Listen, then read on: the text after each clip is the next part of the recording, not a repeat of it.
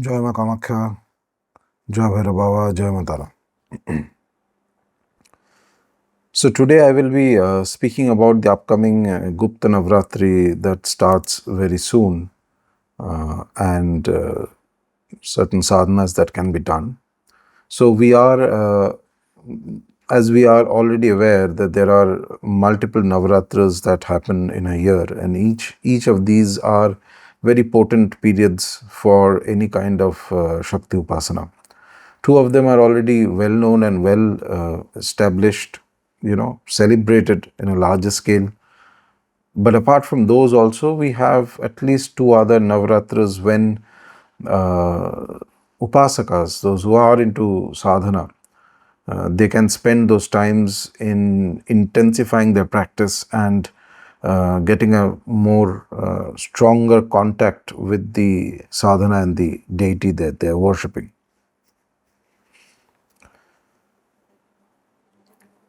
In this coming Gupta Navaratri, there are, keeping in mind the planetary configurations that are going on at this time, though in general this Navaratri is very popular in certain parts for the worship of Varahi. However, my goal is through these videos try and remain largely within the confines of the deities whose upasana, paddhatis, whose sadhanas, whose prayogas I mention through these videos. So I do not deviate out of these primary devatas who are connected to the Kamakhya Bhairav Foundation and the Kula and people who are associated with them, whose Vishesh sadhanas we keep conducting, and then collective sadhanas and things like that.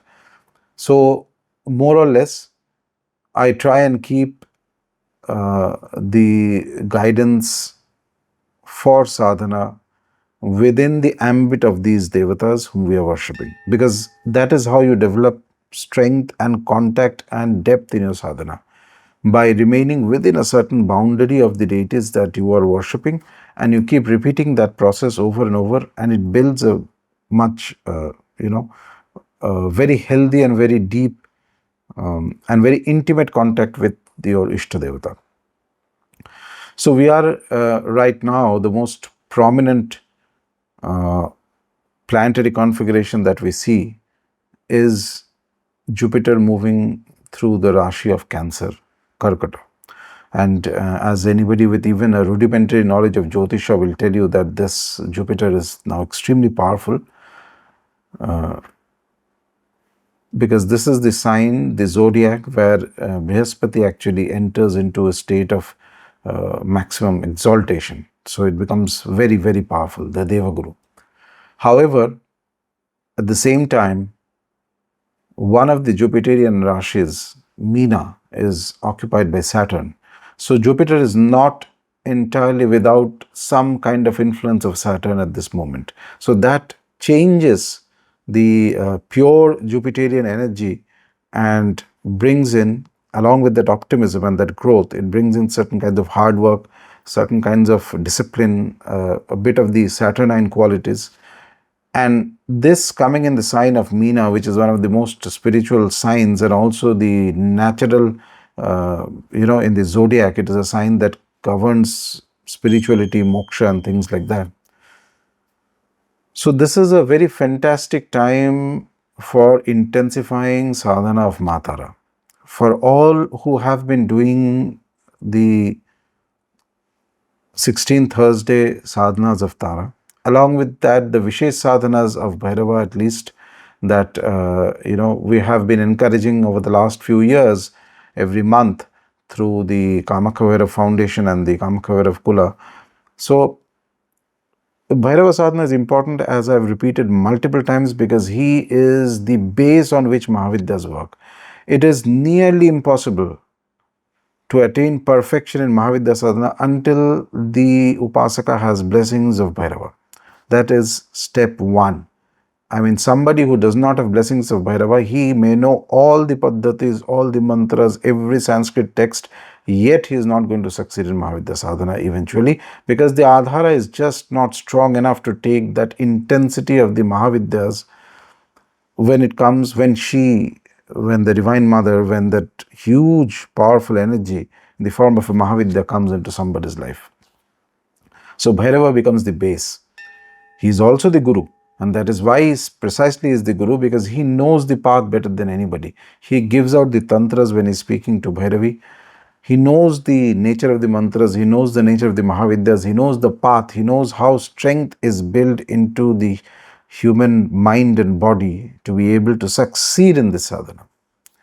So therefore, I insist that those who are specifically those who are following these videos and guidances, more importantly, those who are following today's video, because I will be giving a more detailed sadhana of Maa Tara, something that I have not, I don't think I've spoken of it in video till now.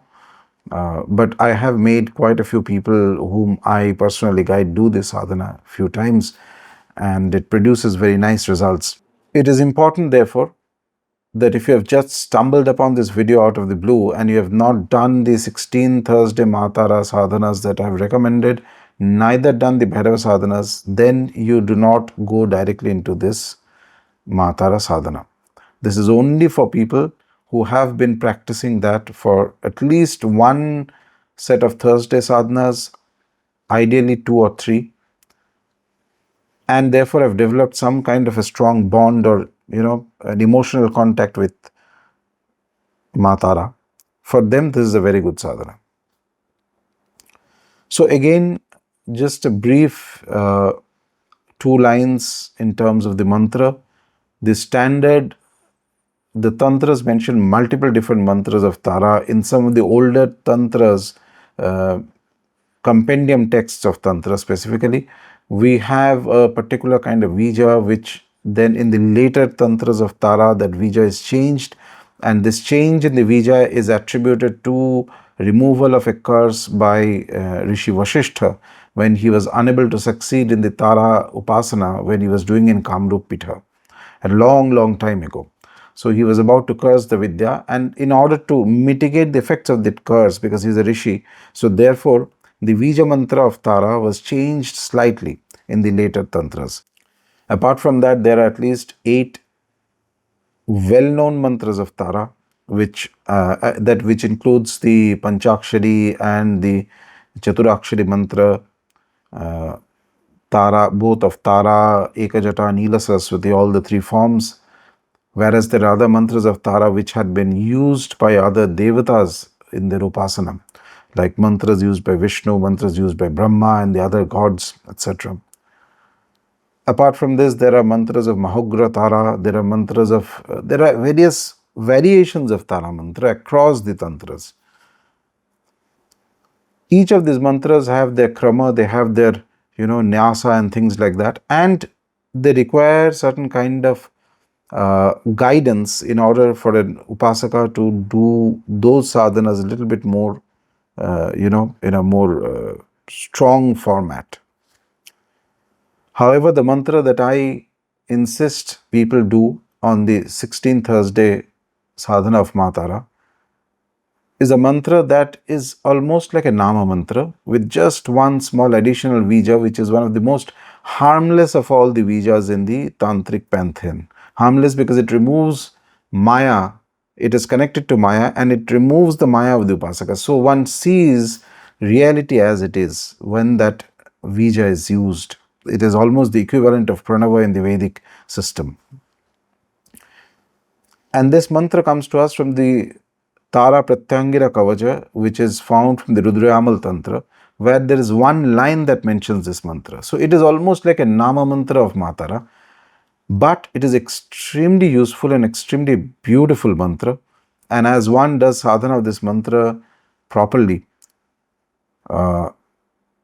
with concentration, there are a lot of people who have experiences related to Maa Tara with this mantra.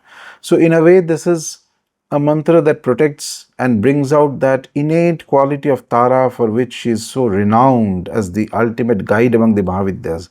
The Guru form of Mahavidya, the mother to all beings. So you have in Tarapit that unique formation where Maa Tara holds Lord Shiva in her lap. That's something very rare and very unique. And this mantra invokes that motherliness, that guidance and that protection most easily compared to any other mantra of Tara that I have seen.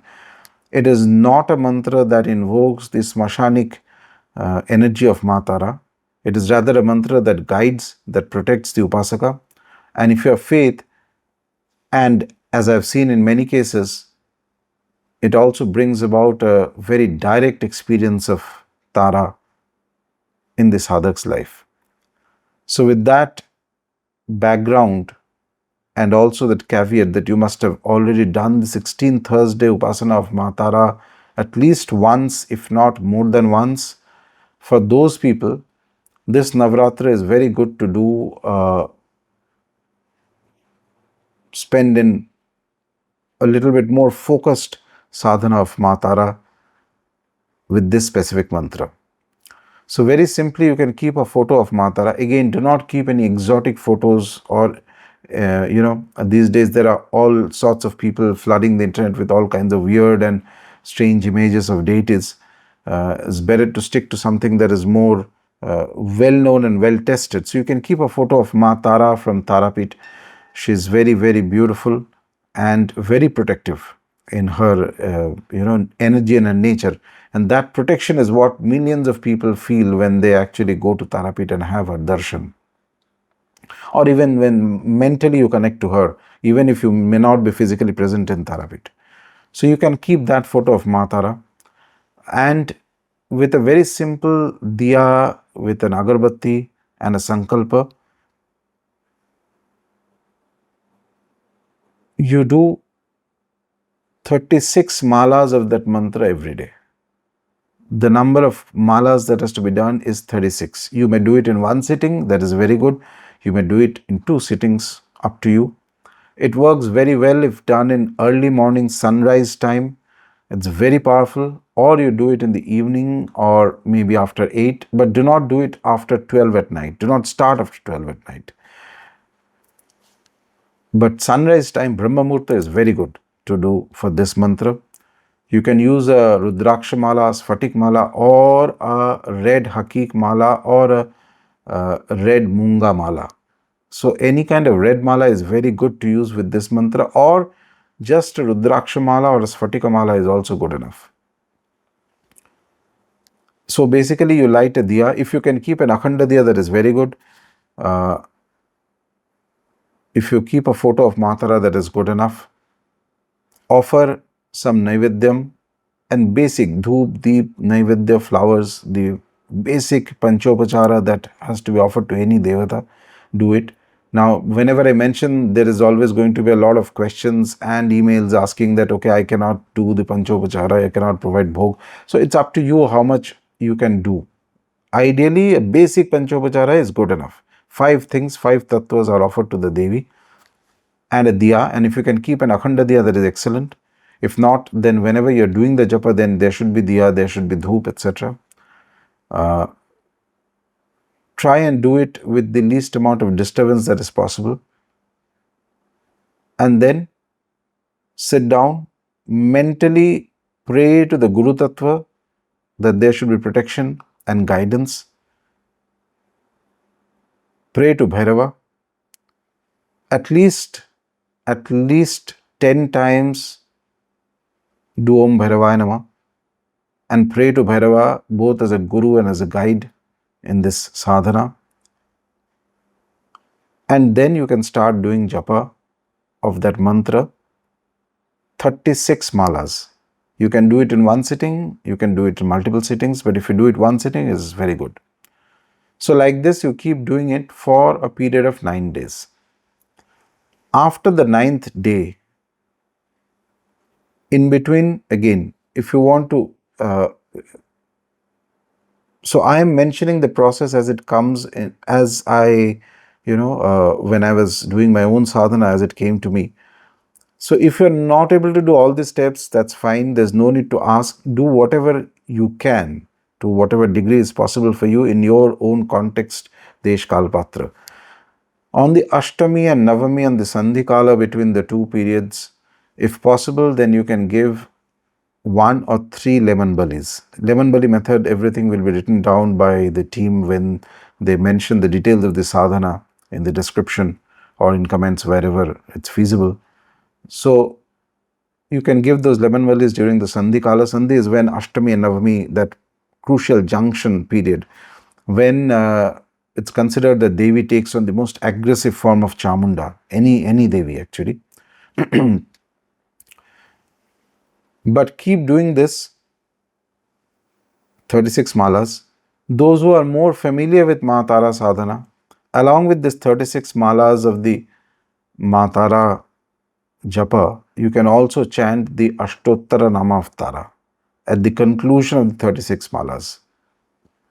Just chant once or thrice, up to you, and do it in a very slow manner, do it in a very meditative manner.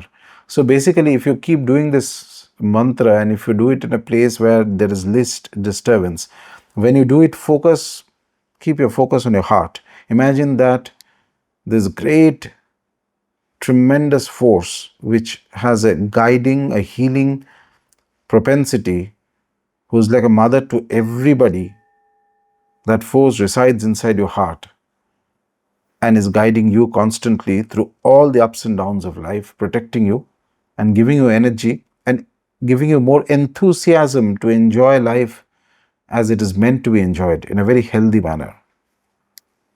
So focus on your heart when doing this sadhana. And it is very much possible that a lot of people will have very nice experiences, anubhutis with this mantra. But remember, again, this is not to be tried just like that randomly if you land up in the video. It is only for people who have been doing the 16 Thursday sadhanas of Maa Tara, at least done it once, has some contact with the energy of Maa Tara. Then only you do this sadhana.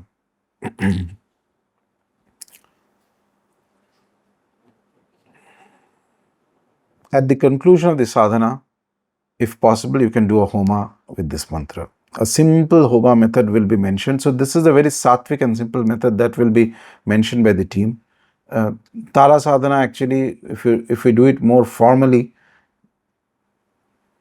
it involves the offerings of the Panchatattva, it involves various other things, but those are not needed. Even a very sattvic and a simple method of Tara sadhana, the one that I am talking, will also produce results. I have seen that it does have an impact on people's lives.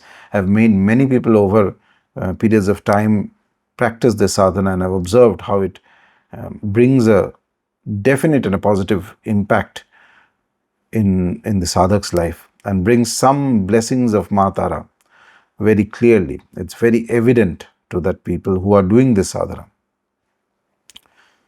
And like in any Devi sadhana, end of it, you go to any temple. Either you can make an offering online to the Tarapit temple.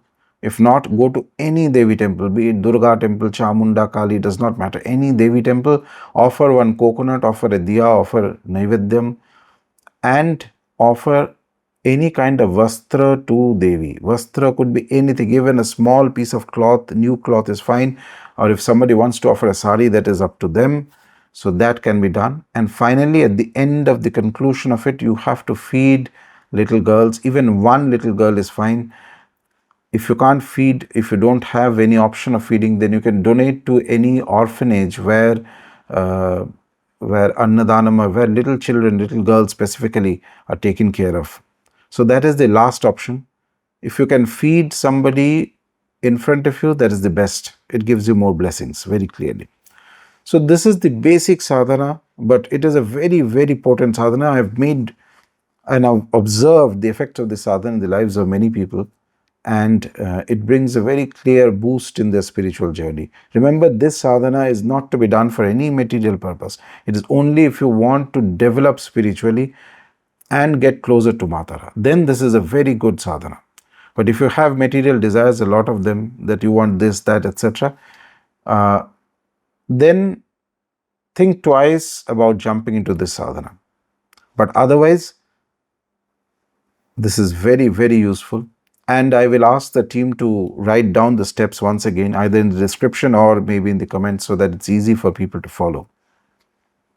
So this is sadhana number 1. And sadhana number 2, given the condition of the grahas and also the fact that right now there is a Mars is in a Rashi where it has an aspect on the Rashi where Ketu is present in transit at the moment. So these things taken together, it is also a very good time to do Chandi Upasana. So Chandi Upasana, in here you can establish a Ghata if you know how to do that, or there are simple steps. I think in earlier videos the team had mentioned how to do a Ghata Sthapana for Durga.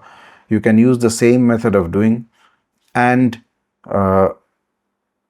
on the first day or on the consecutive days do the puja of the Ghata, light a diya, take a sankalpa, simple sankalpa of chanting the Kunjika Stotram 27 times every day, 27 times in one sitting minimum. You can do more than that also, but 27 minimum. Okay.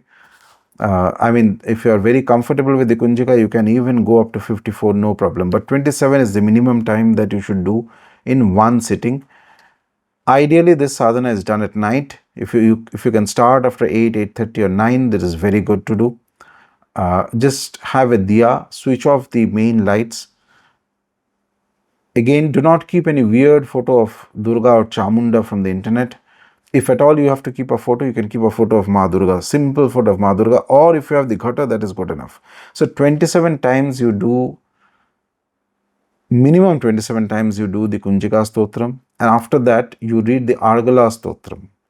Argala Stotram is, Argala means an intervention. So in the Chandipata, there is the three angas, which are the Kilakam, the Argala, the Kavach, and the Kilak, where Argala is like an intervention. You are asking that vast energy of Chandi that you need her help for these specific things. After the Kunjika Stotram is done, you chant the Argala few times. Again, it's not a fixed number how many you want to do. You can do as many number of times as possible, as many number of times you think you feel comfortable doing it, and then meditate on her for some time. If you're not able to do at night, night means, when I say night, I don't mean 12, 1 and all that deep in the night. No, that is not the right time to do this. But around 8, 9 is the right time to sit and do this sadhana.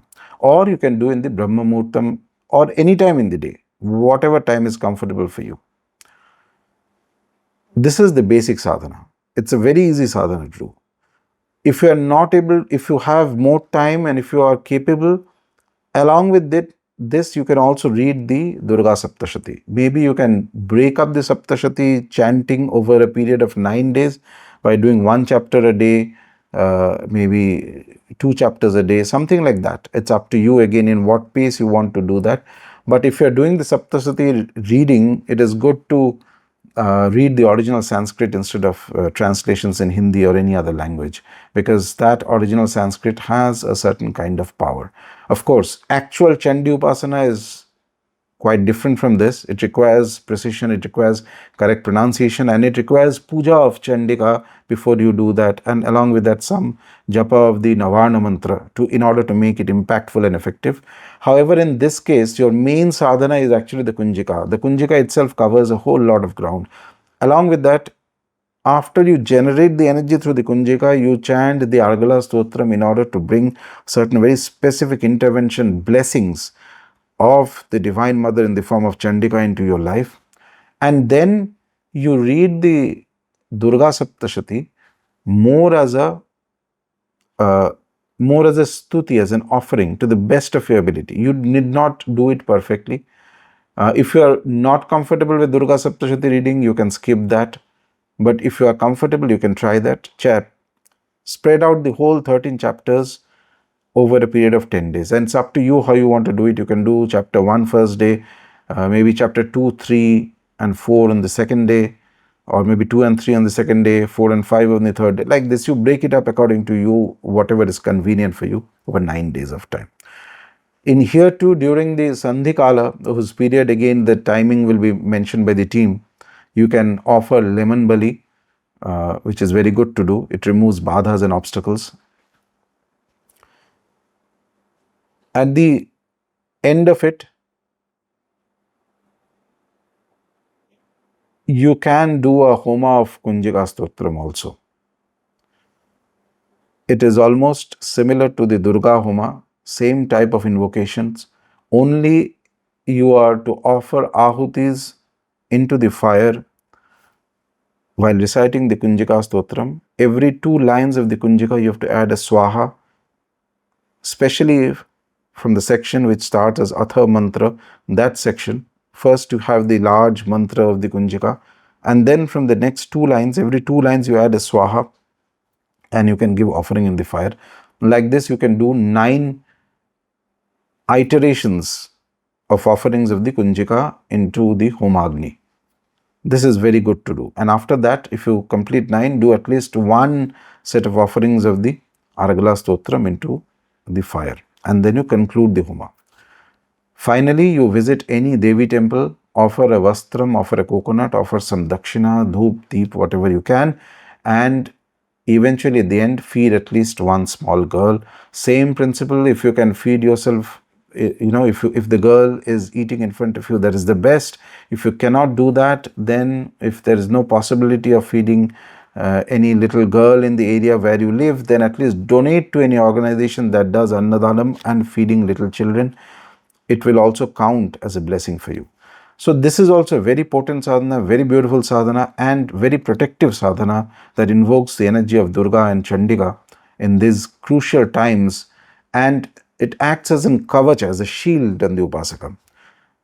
Various kinds of great calamities or difficulties are stopped, and there is a great strength and a courage and a determination that comes into the sadhaka in order to fulfill whatever mission he has in mind, whatever job, whatever role, whatever destiny he has determined or he has been placed into. So either of these 2 sadhanas can be done during the Gupta Navaratri. Again, repeating the caveat once again, the Tara Upasana is to be done only if you have done the Maa Tara 16 Thursday sadhanas, and you also are comfortable with the Bhairava Vishesh sadhanas. The Durga Upasana can be done by anybody. It has no barrier. It will work with anybody, even if you're seeing the video for the first time. It will still produce very good results. And Maa Tara Upasana, for those who are connected to Maa Tara, will produce very deep spiritual results.